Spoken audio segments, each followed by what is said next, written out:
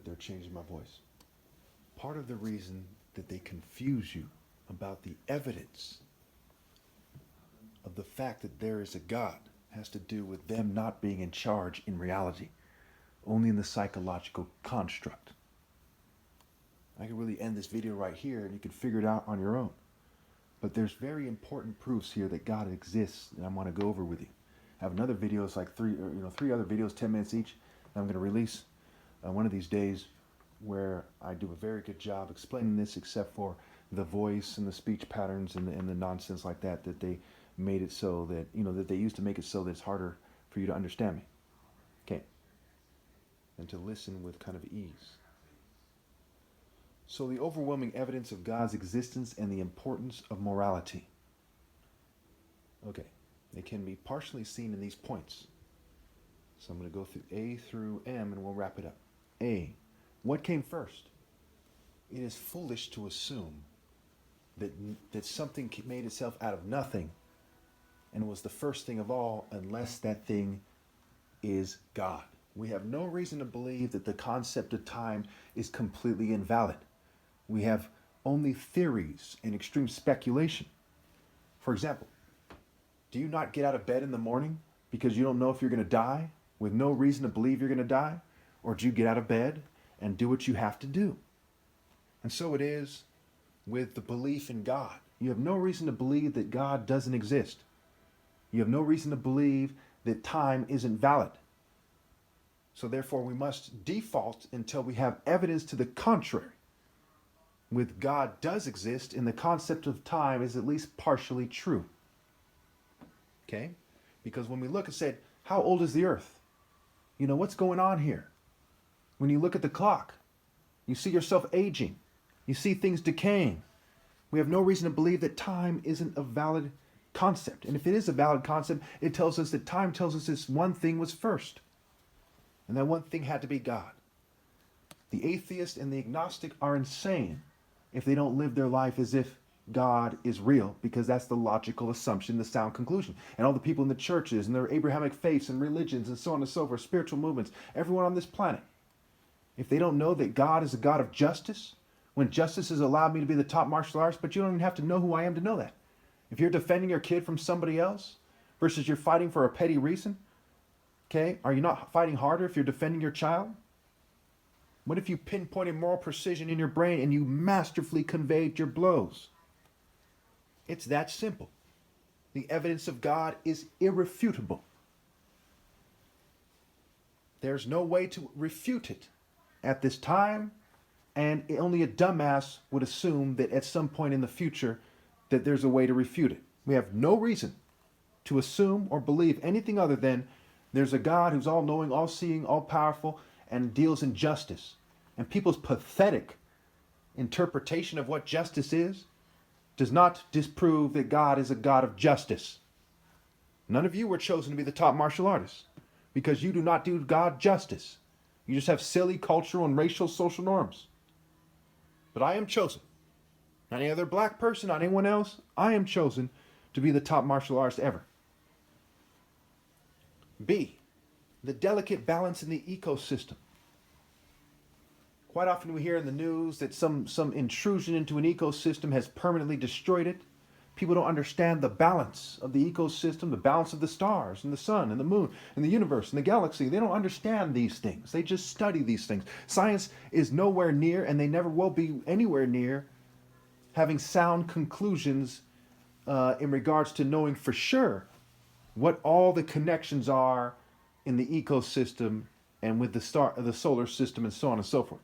So the ecosystem, right? The plants and the animals, how they relate, the food chain, right? The various ecosystems.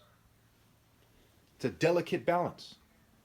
How did that very unlikely delicate balance come into existence and maintain for all these years?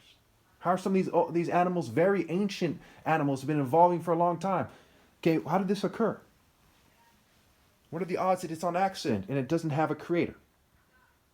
C, the number of life forms. How did all these life forms still be alive? It's one thing for one life form to come into an existence and to not need to eat or reproduce to keep going. But how do all these life forms, they need to eat and breathe and reproduce, Okay, to keep going. How did they maintain? Why are they still here? Point number D. The lack of intelligent life on other planets in our solar system. Where's the ETs? Why did this life come into being in this way here, but there aren't a bunch of planets full of life forms, full of lesser life forms?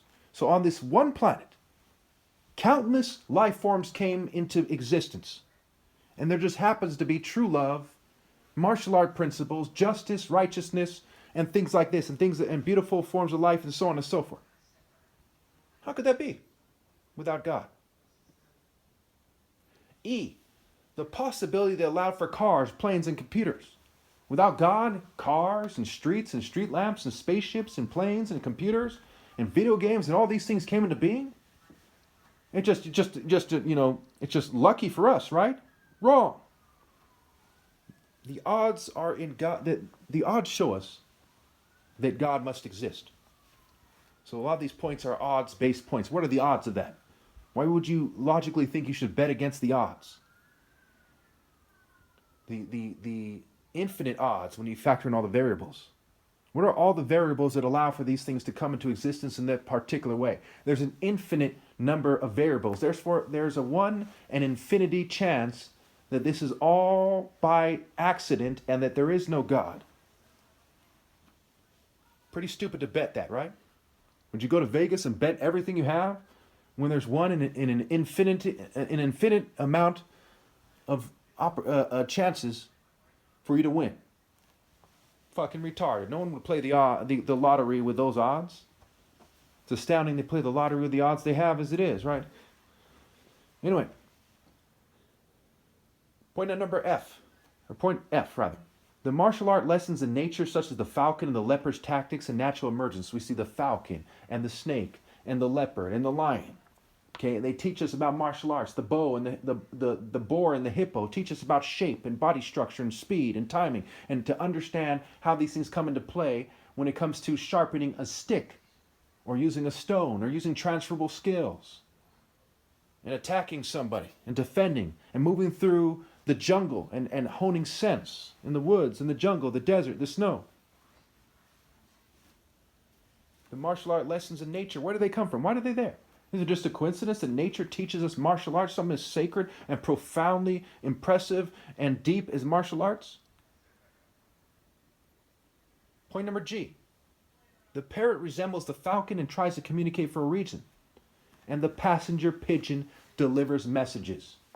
The parrot resembles the falcon, who is said to fly high by the sun. Okay, again, the parrot resembles the falcon and tries to communicate for a reason. So, trying to communicate for a reason. God put me here to try to communicate for a reason. So God wanted the martial artists. When we look in terms of martial arts, it's crystal clear that God exists. God wanted the martial artists to pick up on the fact that the parrot is trying to communicate to him. What's he trying to communicate? The main thing he's trying to communicate is that nature is trying to communicate to the martial artist. Like it says in Psalm 19, the heavens declare the glory of God, the skies proclaim the work of his hands. It goes on to say that they pour forth speech, though they don't use human words. Okay, they're communicating by their actions, by their presentation, by their patterns, by the fact that they catch your attention. Think before there were, TVs and music and stuff like this. Before there was things to distract people, they would focus on nature. Pretty straightforward, right? So the parrot resembles the falcon. And the falcon is trying to communicate faster and master. It's a martial art principle that is important. The master martial art principle, one could argue, is speed, because speed defaults with timing. How can you be fast without understanding timing? See, you got to move faster, You got to make your move now, right? Speed and need, faster and master. Okay? And then another bird that is similar to the parrot and similar to the falcon. It's like, different teachers, right? They're similar to each other at your school, and they have different messages for you. The parrot, the falcon, the passenger pigeon. The passenger pigeon. What was it for? Literally, they used it to deliver messages. Why were they able to train the passenger pigeon to deliver messages? They always returned to its nest or whatever they did. It's been a while since I reviewed it. I have a lot of work to do. Perhaps you can put in the comments exactly how that's done. I don't know exactly. I don't have all the answers that humans ever had, but I know that they use the passenger pigeon to deliver messages. That's the important lesson here. That the parrot's trying to communicate. That the falcon is a martial arts communication animal, first and foremost. Its vision, its speed. It flies high. It has a different consciousness of events. It surgically strikes, okay, to be able to stab somebody right where it matters most, okay, in the carotid artery, the femoral, okay, stab them in the eye, right? Its surgical strikes and speed are very key, as are agility, ability, and having heart, nobility. Okay, loyalty to God is royalty, so to speak. The point is very key. The parrot resembles the falcon, and the falcon tries to communicate. The parrot resembles the falcon and tries to communicate for a reason, and the passenger pigeon delivers messages. This was so understood that the falcon was the symbol of the pharaoh in ancient Egypt. Horus, the god of war, the deity of royalty, the king attribute in nature. Nobody doubted in ancient Egypt that the top martial artist was the true king put here by God. The Jews never dared to lift a finger in the Bible to argue that they were wrong. The Jews never said, hey, martial arts doesn't make one superior. They did the opposite. They followed David because he took on the role in the story of being the top martial artist, because he's defeated Goliath, he led wars against the Jebusites and rescued Israel and took back the city of God, the fortress of Zion, the city of God. Point number H. The circular patterns in nature, like the nipples, etc., and the vagina resemble a certain snake's mouth. So, excuse me. The vagina resembles a certain snake's mouth. And the circular patterns in nature, right? Why are your nipples like the sun? Your eyes like the sun and moon? Why are they shaped like that? Okay? Now, bear with me. I'm going to say something slightly disgusting. And that's part of the message here. It takes a certain maturity. Maturity is also a martial art principle. Okay? When people go to the bathroom, number 2, okay, it's saying, are you going to have a child who's divine with your heart, which is also somewhat shaped like the sun? Your brain, which is somewhat shaped like the sun as the sun changes shapes, right? As it moves, as it appears to be still in the sky yet moving. There's different colors, like a light blue color, it's like the sky, right? It's the heart of the sky. Okay, are you going to have a child that is a worthwhile child of the sun, if you will, in terms of spirit, not in terms of skin color or whatever, but in terms of spirit, in the divine order? Or you're going to have a piece of fucking shit. And Set, the enemy of Pharaoh in ancient Egyptian culture, his name is a play on words for shit. It's also the Sith in Star Wars. It's the word shit scrambled. The Setians, the Temple of Set. And their LGBT occultists and so on and so forth. It's unfortunate I had to make that example. This is something someone else should make for me. But since I'm doing it by myself, I go ahead and put that in this very important video. Anyway, where are we here? Hopefully you're mature enough to handle it, not like these attractive females on the planet, what's left of them, who are far too immature to fucking obey God through me. Hopefully you're more mature than they are. All right, where was I here? The implied message that comes as a result of having one visible sun and its movements in heavenly communication. What is the message of the sun, right? It's saying it's going to set one day. Every day they give the same message again and again. So the sun is going to set, just like the animals in nature. The falcon gives you the same message again and again and again. The sun gives you the same message. The turtle, okay, the leopard, the cheetah, on and on and on, again and again and again. And it says, leave this earth before the sun sets or you're lost in darkness. Point number J. The beauty of divine martial arts and how the sun is a part of it. It helps drain toxins and bring mental clarity. When coupled with the birds, it is clear that God is sending us messages. Okay, so if you do martial arts by the Nile in Egypt, for example, you're sweating out toxins, you're improving your mental clarity, you're moving through the jungle, in Nubia, for example, to hone your senses. Okay, it's part of why the Kushites were superior warriors and martial artists, because they had jungle as opposed to snow or woods or desert. You see what I'm saying? And it was in the pressure cooker Africa and not across the world. Okay, and that's where the main martial art wars were taking place. Pretty straightforward, right? All right, point number K. Why are the rich pretending to be chosen by God if they do not believe that people instinctually believe I am right? So why are they going through the motions, even though everyone sees that they're full of shit? If they do not believe that people instinctually believe that I'm right. So you're